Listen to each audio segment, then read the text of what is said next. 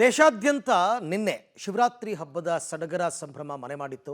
ಶಿವನ ದೇವಸ್ಥಾನಗಳಲ್ಲಂತೂ ಭಕ್ತಾದಿಗಳ ಸಾಗರವೇ ಹರಿದಿತ್ತು. ಅದರಲ್ಲೂ ಪ್ರಮುಖವಾಗಿ ಮಲೆ ಮಹದೇಶ್ವರ ಬೆಟ್ಟ, ಕಾಲಿಡೋದಕ್ಕೂ ಜಾಗ ಇಲ್ಲ, ಅಷ್ಟು ಭಕ್ತಾದಿಗಳು.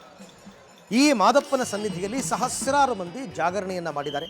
ಇಡೀ ರಾತ್ರಿ ಮಾದಪ್ಪನ ಬೆಟ್ಟಕ್ಕೆ ಮಾದಪ್ಪನ ಬೆಟ್ಟದಲ್ಲೇ ಕಾಲ ಕಳೆದಂತಹ ಭಕ್ತರು ಭಕ್ತಿಯಲ್ಲಿ ಮಿಂದೆದ್ದರು. ವಿಶೇಷ ದೀಪಾಲಂಕಾರದಿಂದ ಮಾದಪ್ಪನ ಬೆಟ್ಟ ಕಂಗೊಳಿಸ್ತಾ ಇತ್ತು. ಸಹಜವಾಗಿಯೇ ಭಕ್ತಾದಿಗಳು ಪಾದಯಾತ್ರೆ ಮುಖಾಂತರ ಹೋಗಿದ್ದಾರೆ. ಹಾಗಾಗಿ ಬಹಳ ಅದ್ಭುತವಾಗಿ ಅದ್ಧೂರಿಯಾಗಿ ಶಿವರಾತ್ರಿ ಆಚರಣೆ ಆಗಿದೆ ಮಲೆ ಮಹದೇಶ್ವರ ಬೆಟ್ಟದಲ್ಲಿ.